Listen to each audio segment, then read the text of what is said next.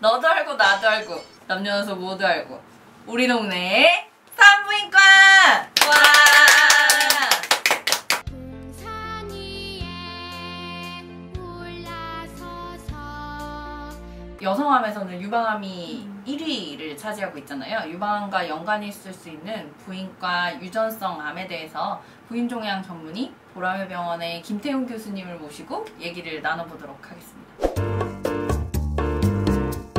부인과에서 가족력을 가질 수 있는 암들은 어떤 것들이 있을까요? 유전성을 띠는 암들을 보면 산부인과 암들이 들어가요.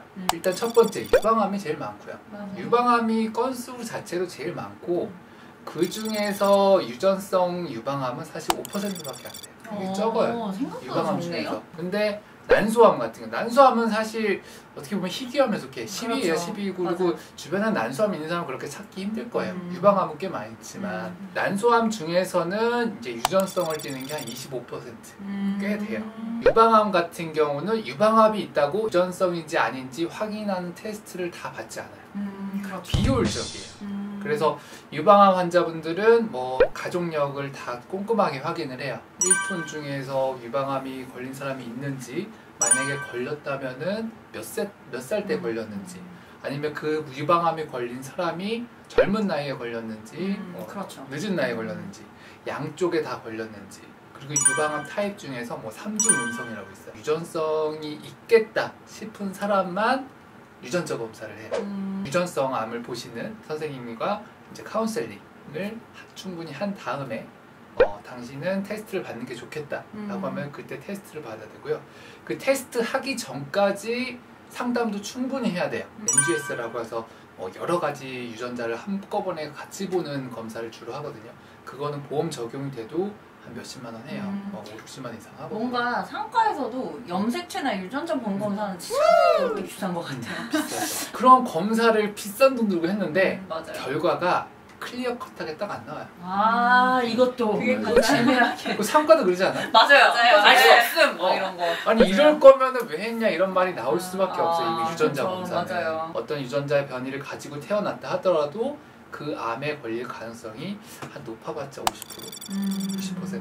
그걸 이제 투과성, 페런트란스라고 하는데 그게 다 각각 다르거든요. DNA 염기 서열을 쫙 보잖아요. 이게 어떤 이상인지, 기능을 바꿀 수 있는 변이인지 그런 것도 여러 통계학적으로 판단을 해야 돼요. 그래서 그거를 어렵네요. 진짜로요. 이게 진짜로요. 더 어려워진 것 같아요. 오히려 맞아. 기술이 맞아. 발전하면서 그 문제는 우리가 보는 임상 의사들도 몰라. 잘 모르는 사람들이 많고 맞아요. 그 레포트를 딱 받아오면은 그래서 어쩌라고 이걸 어떻게 설명할까.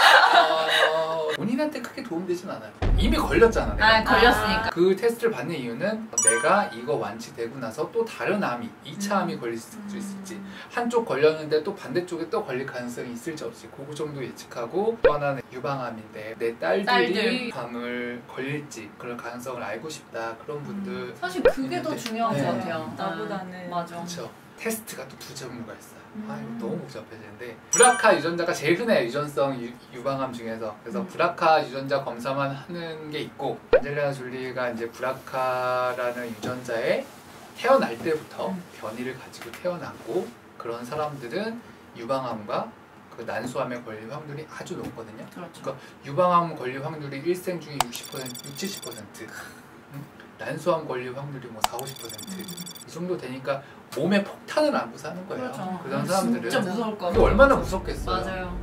그리고 만약에 가족 중에서도 자기가 태어날 때부터 알 거 아니야. 뭐 이모가 걸리고, 맞아요. 뭐 엄마도 맞아요. 걸리고, 할머니도 유방암. 할머니는 50대 때 걸렸고, 뭐 이모는 40대 때 걸렸고, 그럼 자기는 30대 때 걸렸고, 점점 짧아져요. 그러니까 그런 사람들은 이제 테스트를 받아서 적절하게 예방을 해야겠죠. 맞아요. 자기가 유방암에 걸렸고 보험 기준에 맞는다면은 본인 부담이 한 5만 원에서 10만 원? 그 정도는 할 수 있어요. 진짜 싸죠. 유방암에 걸렸다가 모두 다 그 검사가 보험 적용되는 거 아니에요. 그래서 어떤 우리나라 보험 기준이 있어요. 뭐 40세 이전에 걸렸다든지 양쪽이라든지 뭐 가족 친족 중에 뭐 한 명 있다든지 그런 기준이 있는데 남자 유방암.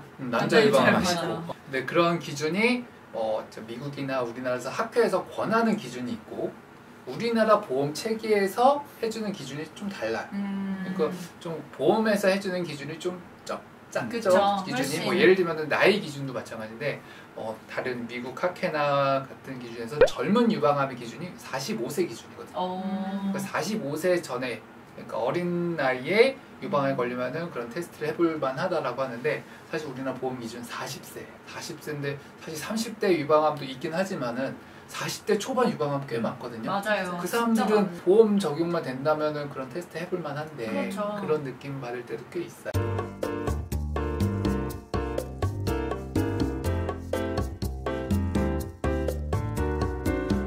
요즘에 이제 NGS라고 해서 여러 가지 유전자를 한꺼번에 보는 테스트도 있어요.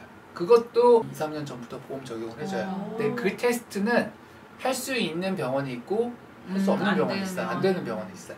그래서 그 테스트로 시행을 할 수 있어요. 그러면은 브라카 1, 2 말고 이제 다른 유전자들도 한꺼번에 볼 수가 있거든요. 근데 그거는 본인 보험 적용이 되더라도 한 50에서 100만 원 사이 그 정도 아마 내야 될 거예요. 늘 이런 검사들이 가격이 문제이긴 한데 네. 자기가 그런 기준에 해당된다면 무조건 해야 돼요. 하는 게 비싸긴 한데 저 학생 때는 가계도를 그리면 엄마, 이모 두 번째 이렇게 해서 되게 많았잖아요. 근데 이제 전부 다 가족이 작아지니까 맞아요. 그 가족을 예를 들어서 그 계산식에 넣으려고 해도 암이 걸린 사람이 없는 게 아니라 가족이 없는 걸. 맞아요. 그러니까 이게 이 검사들이 비싸도 그냥 이제 필요하면 점점 더 이제 필요하지 않을까. 그게 진짜 중요한 게 우리가 이제 가이드라인을 봐도 가족이 너무 적은 사람들은 가족력만 가지고 판단하지 말아라. 맞아. 라고 돼 있어요. 근데 가족이 충분히 많다.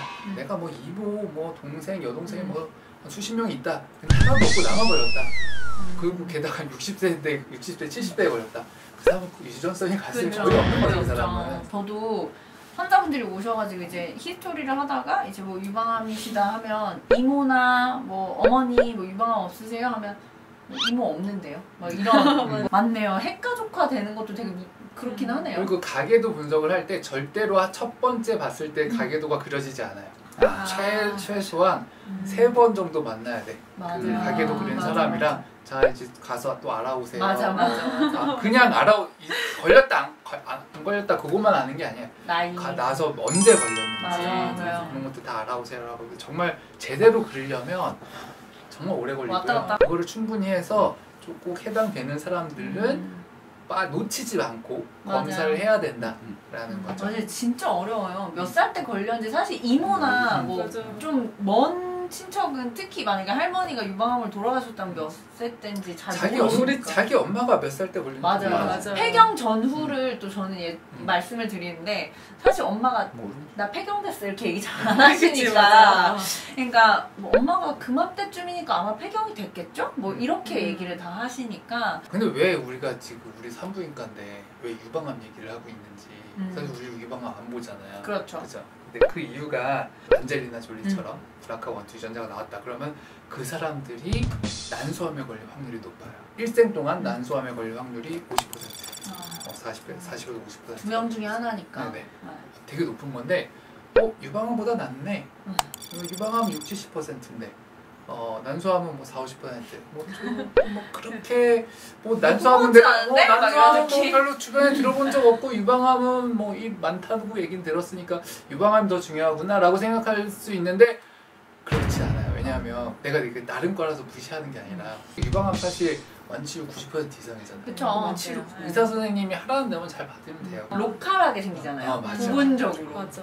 그리고 유방암 스크리닝 되잖아. 맞아요. 검진 잘 받고 우리나라 스크리닝 얼마나 돼서 잘 돼? 너무 좋죠. 너무 이 좋지. 기술 좋으신 분들이 가슴을 쫙 모아가지고 쫙 맞아. 그거 안에 정말 이렇게 싹싹 몰아서 해도 있었어. 이것도 내 가슴인가요? 아주 잘 봐주시거든요. 네, 근데 유전성 유방암 환자를 상담을 할 때 난소암에 대해서 얘기를 하면 가족 중에 난소암이 있는 사람과 있었던 사람과 없었던 사람은 전혀 달라요. 만약에 가족 중에 한 명이라도 난소암이 있었던 사람들은 난소암의 위험성이 너무 작아요. 그 병의 코스가 어떻게 맞아요. 되는지 봐왔기 때문에 우리는 많이 봤잖아요. 네, 사실 맞아요. 병원에서 네. 많이 봤는데 저희 때 선생님들이 이제 선생님 전임이 하시고 할 때 저희한테 얘기해 주셨어요. 나 1년차 때 들어왔던 환자들이 나 치프나 펠로우 때 딱 이제 터미널이 돼서 들어오신다고 그쵸. 선생님 맞아요. 얘기해 주셨던 게 진짜 기억이 나요. 정말 그랬던 것 맞아. 같아요. 실제로도 진짜. 저희 난소암은 검진을 할 수가 없어요. 아니, 맞아요. 하려면 하는데 뭐 초음파라든지 CL배기 주변에 음. 이런 거 있는데 그 효과가 증명이 안 됐어요. 맞아요. 왜 증명이 안 되냐?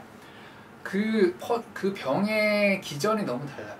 유방암은 지방 안에 있는 유선세포에서 생기는 거잖아요. 다른 데 퍼지거나 그럴 확률이 그렇게 높지 않은데 난소는요 뱃속을 하나의 드럼통이라고 생각해요. 방울이 뜰렁뜰렁 달려있어요. 그러니까 거기서 뭐가 하나 암이 딱 생겼다. 그럼 그냥 한 번에 쭉 퍼지는 거예요. 맞아요. 주변에 막아줄 수 있는 게 아무것도 없어요. 난소는. 맞아. 그래서 난소는 하나의 폭탄이야. 암이 생기면 대부분 다 퍼지는 뱃속에 다 퍼진 상태로 와요.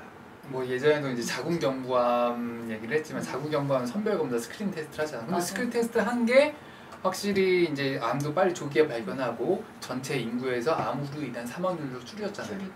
그럼 난소암도 그렇게 위험한 거면은 전 국민 대상으로 하면 되지 않냐? 일반인 대상으로 또 연구를 한번 해봤고, 그리고 그 유전자 BRCA1, 2 변이가 있는 사람들 전체 대상으로도 해봤어. 그 사람들을 3개월마다 검사 초음파랑 CA 배구조를 해봤는데 효과가 없어요. 별로 큰 효과가 없어요.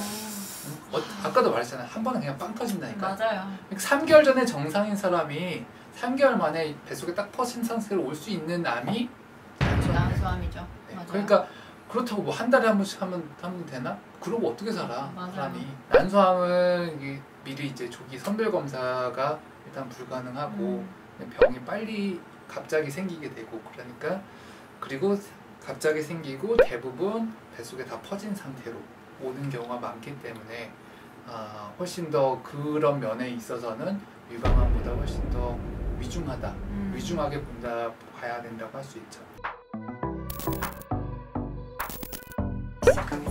되게 편해 네. 보이시네요. 약간 이제 의자가 네. 그때보다 훨씬 편해졌어요. 선생님 또 저희 채널을 찾아주셔서 정말 감사합니다. 불러주셔서 막 오늘은 그냥 자기소개 안 하고 그런가? 애는 아빠랑 그래. 애는 아빠. 좋다.